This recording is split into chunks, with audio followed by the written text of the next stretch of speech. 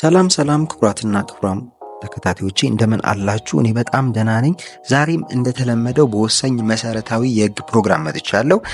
ዛሬ ብዙ ጊዜ የምጠየቀውን ጥያቄ ነው የምመልስላችሁ። በዛሬው ፕሮግራሜ አዲስ የክስ ፋይል ለመክፈት፣ መልስ ለመስጠት ተከሳችሁ እንዲሁም አቤቱታ ለማቅረብ ፍርድ ቤት በምትሄዱበት ጊዜ ላለመመላለስ ምንድነው ይዛችሁ መሄድ ያለባችሁ፣ ምን አሟልታችሁ ነው ይዛችሁ መሄድ ያለባችሁ የሚለውን የምነግራችሁ ይሆናል ማለት ነው። በዛሬው ፕሮግራሜ አዲስ የክስ ፋይል ለመክፈት፣ የተዘጋውን መዝገብ ለማንቀሳቀስ እንዲሁም መልስ ለማቅረብም ሆነ ፍርድ ቤቶች በቀረባችሁ ጊዜ ይዛችሁ መቅረብ ያለባችሁ ነገሮች ጥንቅቅ ባለ ሁኔታ የምነግራችሁ ይሆናል ማለት ነው።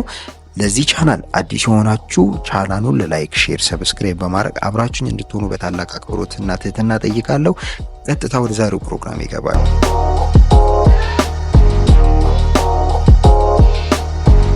እንግዲህ ብዙ ሰዎች ይህንን አሁን የምነግራችሁ ነገሮች ባለማወቃቸው ለተደጋጋሚ ምልልስ፣ እንግልት፣ ለጉልበትና ለገንዘብ ብክነት ይዳረጋሉ።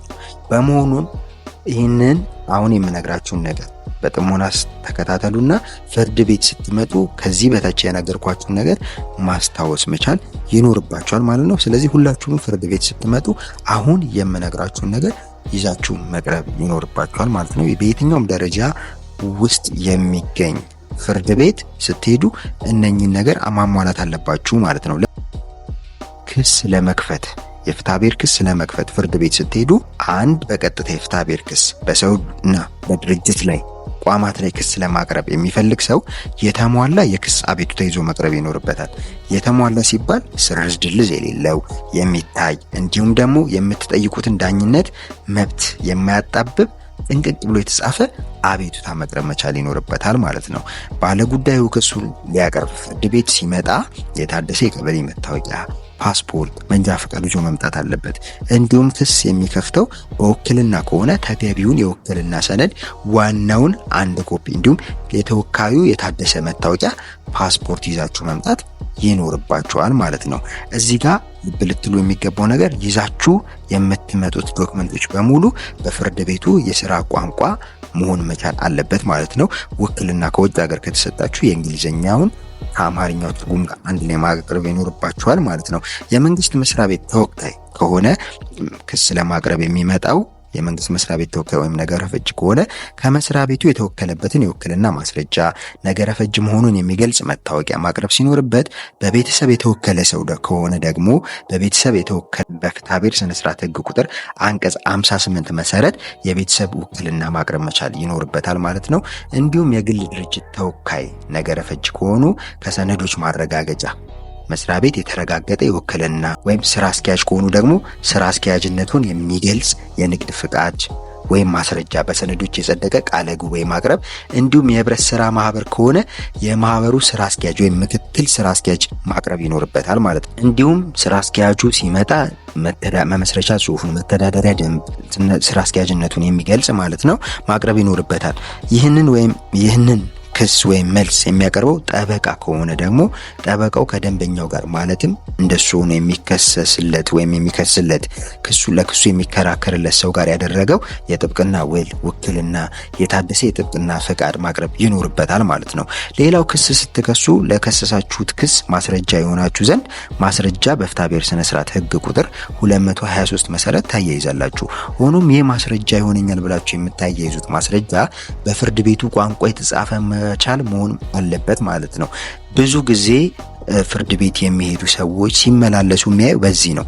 ለምሳሌ ፌዴራል ፍርድ ቤት ላይ ሲመጡ ማስረጃ ይሆናኛል ብላችሁ ወይም ውል የተዋዋላችሁት በእንግሊዘኛ ወይም በሌሎች የሀገሪቷ ቋንቋ ከሆነ ፌዴራል መስሪያ ቤት ላይ ስትመጡ ወደ ፌዴራሉ የሥራ ቋንቋ ወይም አማርኛ መተርጎም ወይም ደግሞ የተጻፈ መሆን መቻል ይኖርበታል ማለት ነው። ለምሳሌ ክስ የከፈታችሁት የፌዴራል ፍርድ ቤት ላይ ከሆነ የምታቀርቡት ክስ ሆነ ማስረጃ እንዲሁም ውክልና በሙሉ የፌዴራሉ የሥራ ቋንቋ ማለትም አማርኛ መቅረብ ይኖርበታል ማለት ነው። ክስ የከፈታችሁት በክልሎች ከሆነ ደግሞ በክልሉ የሥራ ቋንቋ መቅረብ መቻል ይኖርበታል ማለት ነው። ብዙ ሰዎችን ለእንግልት ለምልልስ የሚዳርገውም ይህ ነው። በመሆኑም የምታቀርቡት አቤቱታ ወይም ክስ ማስረጃና ውክልና በፍርድ ቤቱ የሥራ ቋንቋ ሊሆን ይገባል ማለት ነው። በፍርድ ቤቱ የሥራ ቋንቋ ያልቀረቡ ሰነዶች በሙሉ ወደ ፍርድ ቤቱ የሥራ ቋንቋ ተተርጉሞ ልታቀርቡት ይገባል ማለት ነው። ይህንን ክስ ስታቀርቡ ወይም ለማቅረብ ስትመጡ ልብ ልትሉት የሚገባ ነገር ነው። እንዲሁም ለተከሰሳችሁት ክስ መልስ እና የመልስ ለማቅረብ ፍርድ ቤት ስትመጡ አሁን የምነግራችሁን ነገር ማሟላት መቻላችሁን እርግጠኛ ሆኑ። አንድ በቀጥታ የፍትሐ ብሔር ክስ በግለሰቦች ወይም በድርጅትና ተቋማት ላይ የተከሰሳችሁና ለተከሰሳችሁበት ክስ መልስ ለማቅረብ ስትሄዱ ይህን ነገር ማሟላት ይኖርባችኋል። መልሱን ስታቀርቡ በምታቀርቡበት መልስ ላይ ወይም መልሱ ላይ የሚቀርብበት ቀን፣ መልሱን የሚሰጥበት መዝገብ ቁጥር መጠቀስ ሲኖርበት የሚቀርበው መልስ መብታችሁን እንዳያሳጣ የቀረባባችሁን ክስ በደንብ ሊከላከል የሚችል ግልጽ የሆነ ጥንቅቅ ብሎ የተጻፈ መልስ ሊሆን ይገባል ማለት ነው። መልስ የሚያቀርበው ሰው መልሱም ለማቅረብ ፍርድ ቤት ሲሄድ የታደሰ የቀበሌ መታወቂያ፣ ፓስፖርት፣ መንጃ ፍቃድ ይዞ መምጣት ይኖርበታል። እንዲሁም ክስ የሚከፍተው በውክልና ከሆነ ተገቢው የውክልና ሰነድ ዋናውን አንድ ኮፒ እንዲሁም የተወካዩ የታደሰ መታወቂያ፣ ፓስፖርት ይዛችሁ መቅረብ ይኖርባችኋል ማለት ነው። መልስ የሚያቀርበው የመንግስት መስሪያ ቤት ተወካይ ወይም ነገረ ፈጅ ከሆነ ከመስሪያ ቤቱ የተወከለበትን የውክልና ማስረጃ፣ ነገረ ፈጅ መሆኑን የሚገልጽ መታወቂያ ማቅረብ ሲኖርበት፣ በቤተሰብ የተወከለ ሰው ደግሞ እንዳልኳችሁ ቅድም በፍትሐ ብሔር ስነ ስርዓት ህግ ቁጥሩ አንቀጽ 58 መሰረት የቤተሰብ ውክልና ማቅረብ ይኖርበታል ማለት ነው። እንዲሁም ከግል ድርጅቶች የሚወከሉ ነገረ ፈጆች ከሆኑ በሰነዶች ማረጋገጫ የተረጋገጠ ውክልና፣ እንዲሁም ስራ አስኪያጅ ከሆኑ ደግሞ ስራ አስኪያጅነታቸውን የሚገልጽ የንግድ ፍቃድ ማስረጃ ወይም በሰነዶች ወይም በቃለ ጉባኤ የጸደቀ የህብረት ስራ ማህበር መተዳደሪያ ደንብ ወይም ቃለ ጉባኤ ማቅረብ መቻል ይኖርባቸዋል። እንዲሁም መመስረቻ ጽሁፍ መቅረብ መቻል ይኖርባታል ማለት ነው። መልስ የሚያቀርበው ጠበቃ ከሆነ ደግሞ ጠበቃው ከደንበኛው ጋር ማለትም እንደሱ ሆኖ ከሚከሰስለት ከሚከራከርለት ሰው ጋር ያደረገው የጥብቅና ውክልናና የታደሰ የጥብቅና ፍቃድ ማቅረብ ይኖርበታል ማለት ነው። ሌላው ነገር ክስ ስትከሰሱ ለተከሰሳችሁበት ክስ ማስረጃ ሆናችሁ ዘንድ ማስረጃችሁን ከመልሳችሁ ጋር በፍትሐ ብሔር ስነ ስርዓት ህግ ቁጥር 234 መሰረት ታያይዛላችሁ። ሆኖም ይህ ማስረጃ ይሆነኛል ብላችሁ የምታስቡት ልክ ቀደም እንዳልኳችሁ በፍርድ ቤቱ የሥራ ቋንቋ የተጻፈ መሆን መቻል አለበት።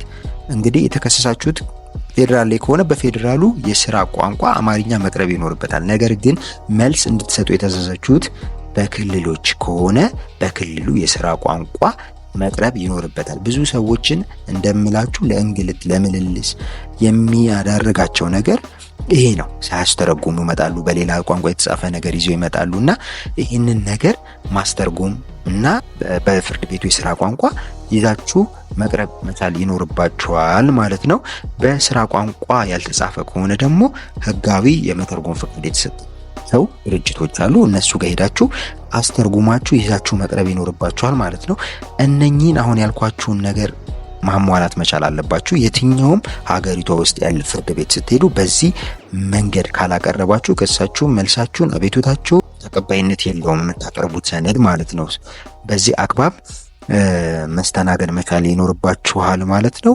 ለዛሬ ያስኩላችሁ ፕሮግራም ይህንን ይመስላል። በቀጣይ ሌላ መሰረታዊ ህግ ፕሮግራም እስከምንገናኝ መልካም ጊዜ፣ ቸር ሰንብቱ።